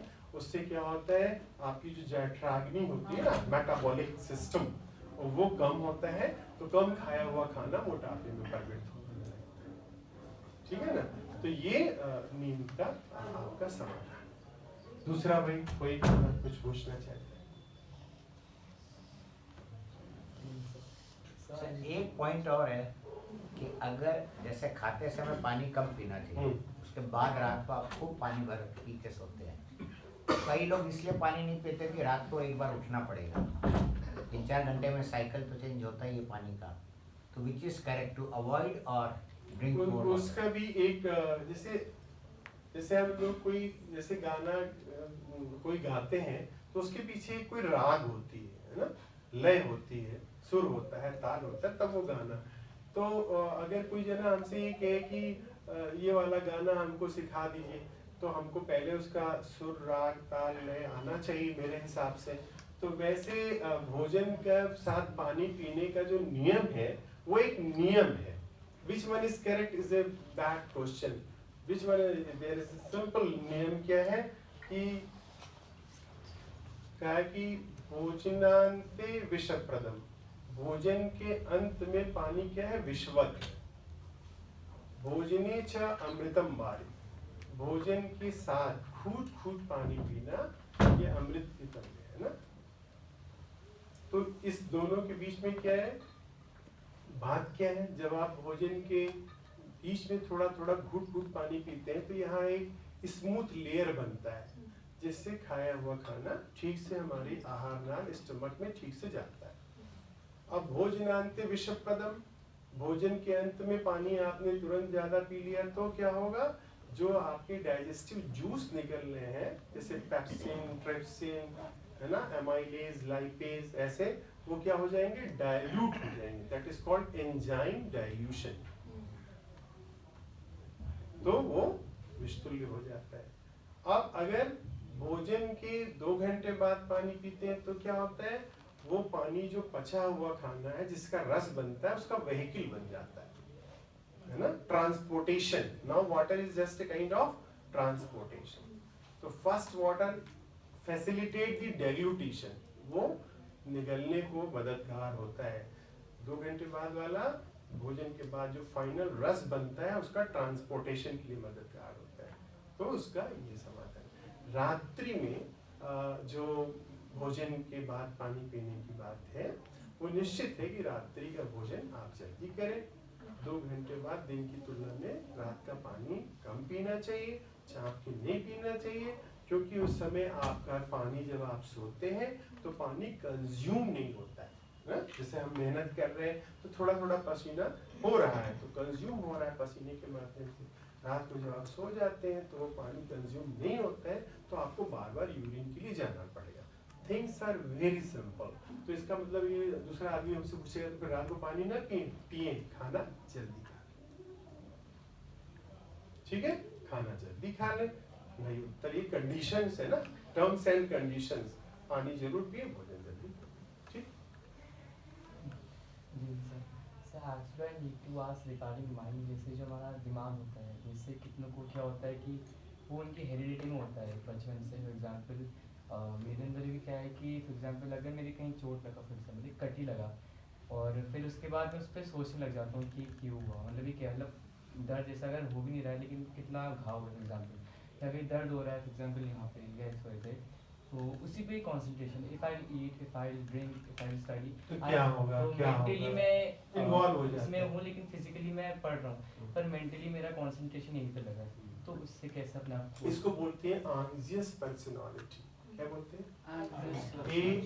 ANXIOUS, है ना, एंग्जियस पर्सनालिटी। इसका मतलब क्या होता है कि हम जो जैसे अभी बत्ती बंद कर दो और एक यहाँ काले रंग की सुतली रख दो, है ना, वो ऐसे ऐसे चले तो हम उसे क्या समझेंगे? सांप समझेंगे। तो एंग्जियस पर्सनालिटी वाला क्या होता है, उसको फियर ज़्यादा होता है। क्या होता है ना। तो ये जो हमने जामुन खाया था उसका बीजा थोड़ा सा चला गया,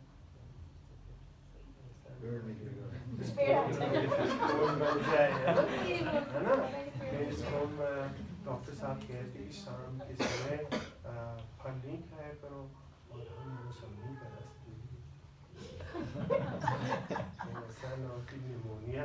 Let us see evening eating juice, it may cause cognitive pneumonia. जरूर हो जाती है। This is called. तो अब इसका उपाय क्या?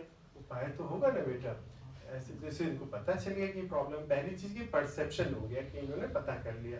अब क्या होता है कि जब हमको पता ही चल गया, अब बच्चा चल रहे हैं आप शाम का समय और कह दिया कि हमको चांद चाहिए पापा, हम नहीं चलेंगे, हम नहीं जाएंगे मैडम के यहाँ, तो हम क्या कहते हैं कि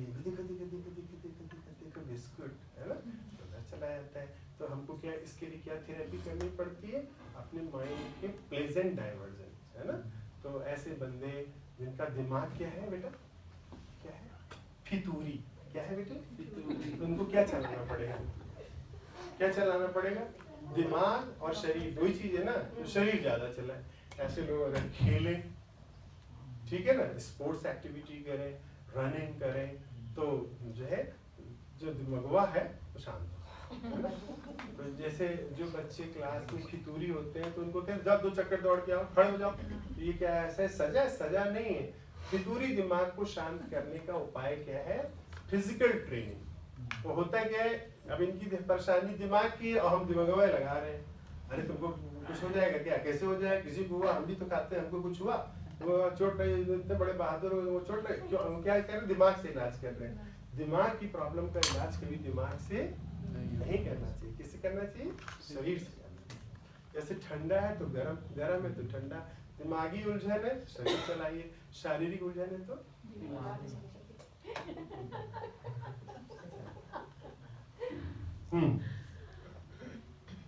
है कोई मैदान मोटापा।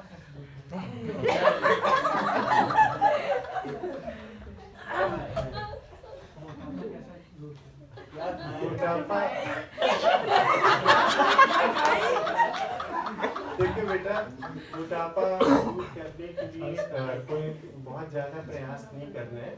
सबसे पहली बात ये कि ये मान के चलिए आप कि कोई भी चीज हमको कैसे मोटा करती है। प्रश्न का उत्तर तो बेटा तुम्हारे ही पास है।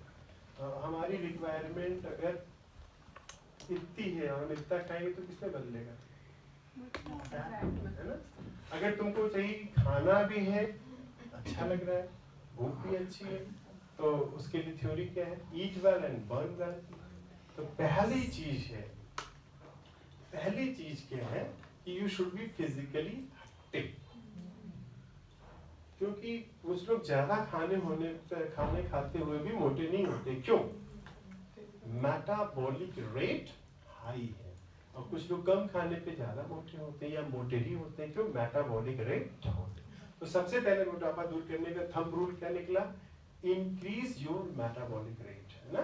अपना फूड को जलाने वाला चीज अच्छा करो, ठीक है।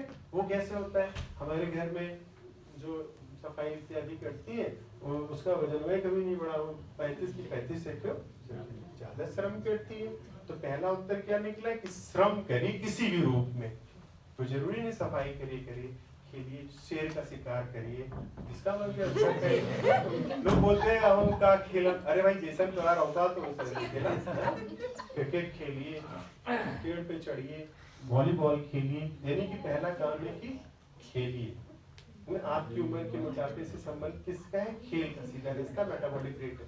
दूसरी बात है क्वालिटी ऑफ फूड, है ना। जो फूड हम खाते हैं बेटा, वो उदाहरण तुमको दे रहे हैं कि जैसे हमने मान लो पूड़ी खाई, अगर वो हमने सवेरे नाश्ते में खाई तो उससे प्रॉपर एनर्जी मिल जाती है, ठीक है। रात में खाई तो मोटापा मिलता है, यानी कि फूड का timing is one of the factor, ठीक है। तो quantity, quality and timing, number 1 to increase the metabolic rate. है ना, ये छोटी सी बातें। कभी कभी इससे अतिरिक्त भी बातें होती हैं, जैसे हाइपोथायराइडिज्म, हाइपोपिट्यूटरिज्म, यानी कि हार्मोन की बीमारियां, है ना, कुछ अन्य बीमारियां जिनसे स्टेरॉइड ले रहे हो, मतलब घुटने का दर्द है, डॉक्टर साहब एक के खुराक में दर्द ठीक कर दे रहे, क्या वजह है? स्टेरॉइड। तो स्टेरॉइड दवाइयों से भी होता है। तो दवा देखना है, हार्मोन देखना है, खाने की हैबिट देखनी है, क्वांटिटी देखनी है, क्वालिटी देखनी है, और ओवरऑल सबसे ज्यादा important, you should be very very physically active. ठीक है, फिजिकली एक्टिव का कोई एग्जांपल देंगे आप? बच्चा, है ना, बच्चा फिजिकली एक्टिव होता है। फिजिकली एक्टिव इंसान क्यों नहीं हो पाता है? क्योंकि he does not enjoy activity, है ना। तो पहली चीज क्या है? हमको उसी एक्टिविटी में इंडल्ज होना है जिसमें हमको मजा आए। अब हम तुमसे कह दिए कि सुबह दौड़ल करा, अरे भाई इनको फुटबॉल अच्छा लगता है तो ही शुड प्ले फुटबॉल। तो ज्यादातर लोग जैसे जिस बच्चे का मन जो है संस्कृत पढ़ने में नहीं हो, पंडित जी उसको संस्कृत में पढ़ाए 4 घंटा 8 घंटा तो फेल ही होगा। क्यों? क्योंकि उसका उसमें मन नहीं लगता है। तो हमारा शरीर भी कोई फिजिकल एक्टिविटी को तभी स्वीकार करता है जब उसमें हमारा मन लगता है। बहुत से लोग दौड़ ही रहे, सुबह मैदान में दौड़ते, शाम को मेरे यहाँ दौड़ते, है ना। क्यों? क्योंकि मन तो लगता है डॉक्टर साहब कहले हो दौड़े के क्यों? कि he does not enjoy that। तो पहली चीज है कि व्यायाम क्या होना चाहिए? मनोनुकूल होना चाहिए। मन की अनुकूलता न होने से, जैसे भाव विहीन भक्ति, है ना, अभ्यास विहीन विद्या, वैसे मनो अनुकूलता विहीन व्यायाम, तीनों ही कारगर हैं। तो you should indulge in those physical activity which you enjoy most। ठीक है। दूसरा कारण क्या होता है कि अपनी परिधि और परिवेश ये भी सपोर्टिव होना चाहिए, है ना। अब ले गया दौड़ने, इनको मजा आया, बाबू के दौड़ भी क्या करेगा, दौड़ से क्या दौड़ से अखबार पढ़े कहूँगा, तो नेगेटिविटी आ गई। अब दूसरा आदमी जो ऑस्टियोआर्थराइटिस लेके बैठा, हम बहुत रियाज के लिए देखा तो लगा के चलती है ना नेगेटिविटी। तीसरा आदमी मिला ऐसे, अच्छा ना पढ़ल करा, गेम खेले के बोले तो मोबाइल में खेला ना। तो अगर आपके परिवेश कोऑपरेटिव नहीं है ना, इसको क्या बोलते हैं?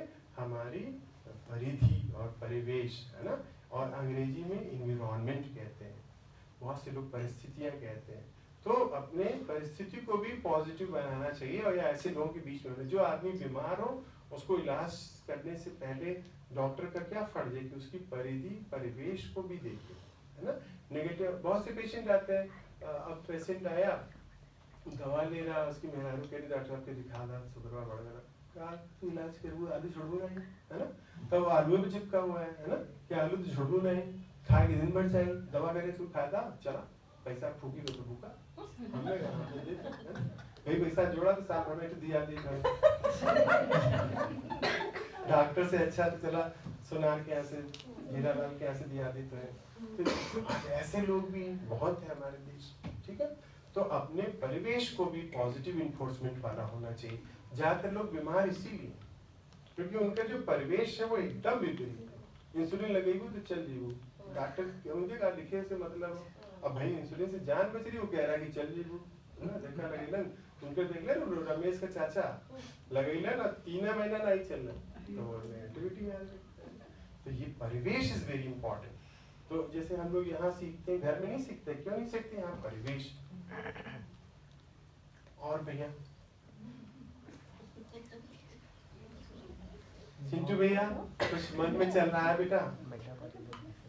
सर एक चीज पूछे, मैं 25-26 इयर्स हो गया मीडिया में है, मैं फोटोग्राफर जी, मैं वेस्ट बंगाल में कलकत्ता में रहता है जी, आप जानते होंगे दिल्ली कितना भगाते हैं हम लोग जी, जी, तो हम लोग का मेरा जो हैबिट है, मैं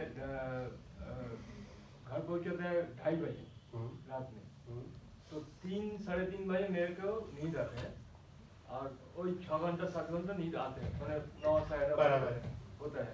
लेकिन कोरोना के चलते क्या हुआ, कुछ ऑनलाइन काम भी हम लोग का चालू हुआ ना, जी जी जी। तो उस समय क्या हुआ तो कुछ काम हो जाता था, गाड़ी का सफर नहीं करना पड़ता था, क्योंकि ऑफिस से हम लोग का मीडिया का गाड़ी और पुल टाइप का होता है, सब घर के उतर के आता है। तो अभी हम कोशिश करते हैं, जब मैंने 3 बजे है ना कि उसको हम 1:30 बजे करें ताकि हम सुबह उठ सकते, लेकिन हम होता नहीं है।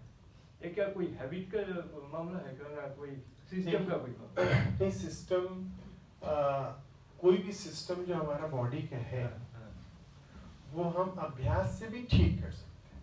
पहला पॉजिटिव बात, इसको बोलते हैं ओ के साथ में, क्या बोलते हैं? ओ साथ ओ क पे हलंत, और सा और फिर आधा त, आधा म और या। अच्छा, जैसे हम रोज थोड़ा थोड़ा सा सांप का जहर ले तो जहर प्रूफ हो जाता है। ठीक, क्यों? क्योंकि प्रैक्टिस। तो कभी कभी जो आपकी परिस्थितियां ऐसी ही हैं कि उनमें जीना है हमको, तो हमें यहाँ अपने माइंड की कंडीशनिंग कर लेनी चाहिए कि धीमे धीमे हम इसको अपनी प्रैक्टिस में चून कर लें। मैं उसको धीरे धीरे पीछे करके, मतलब जैसे 3 Yes. बजे है उसको 2:30 बजे 2 बजे ऐसे करके। And you can do it. अच्छा, पहले कहाँ हमको संदेशा देना पड़ता है, किसको इन्फॉर्म करना पड़ता है?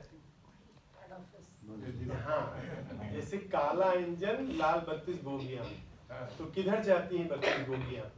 जिधर काला इंजन जाता है। तो ज्यादातर लोग हम लोग जो प्रयास करते हैं किसी का सुना सुनाया करते हैं, किसी का, तो यहाँ से कंडीशनिंग है ना। इसलिए इसको क्या बोलते हैं? संकल्प। क्या बोलते हैं? संकल्प। इसलिए वेद में बढ़िया एक श्लोक आया है कि तन में मना शिव संकल्पमस्तु, कि हे मेरा मन तुम कैसे संकल्प लो? कल्याणकारी संकल्प। और पंडित जी भी जाते हैं तो सबसे पहले पूजा में क्या लेते हैं? संकल्प। तो मेंटल कंडीशनिंग बहुत इंपॉर्टेंट है ना। तो आपके केस में ये सुधार आ सकता है बशर्ते हम यहाँ से चलें। ठीक है, थैंक यू।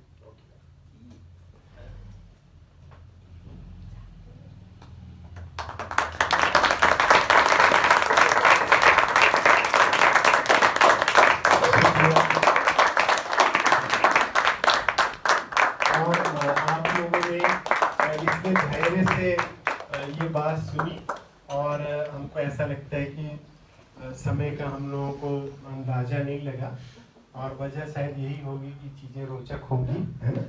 तो इसके लिए मैं डॉक्टर साहब को, राजेश जी को और आपके इस परिवार को साधुवाद धन्यवाद तो नहीं कहेंगे, बड़ा मजा आया ये क्योंकि हमको बोलने में इसलिए मजा आता है कि जो हम बोलते हैं ना वो हम भी तो सुनते हैं, है ना। तो हम आई ट्रेन माई सेल्फ, है ना। हम अपनी बोली से अपने आप को भी ट्रेनिंग देते हैं, इसलिए भी हम इनके यहाँ बोलते रहते हैं, इनके पास भी बोलते रहते हैं। अभी अथर्ववेद पढ़ रहे थे तो उसमें हमें बड़ी अच्छी लाइन लगी, हमें बड़ा हमें लगा कि बात बड़ी मजेदार है। उसमें लिखा था कि हे देवी जो है तुम हमारे हस्बैंड से कहो कि बाहर वो कुछ भी बोले लेकिन घर में मैं बोलूंगी और तुम सुनोगे, है ना। तो ये वेद में लिखा है, तो हमें ऐसा लगता है कि यहाँ हम बोल लेंगे चाहे जितना, घर में ये हमको जरूर बोलेंगे और हम फिर सुनेंगे क्योंकि वेद में लिखा है। बहुत बहुत शुक्रिया डॉक्टर साहब, आज की शाम तो यादगार बना दिया आपने। और चाहिएगा मत, हमारे सामने 2 बड़े ही होनहार बच्चे कुछ गायन प्रस्तुत करेंगे, लेकिन उससे पहले थोड़ा सा नाश्ता पानी का इंतजाम हो जाए। आप पे मेरी टीम जल्दी से जल्दी सबको नाश्ता करा दे, और तब तक आप दोनों बच्चे इधर आकर के मंच संभालिए। डॉक्टर साहब को मैं जितना भी धन्यवाद दूं वो कम हो गया, मैं जोरदार ताली दूंगा।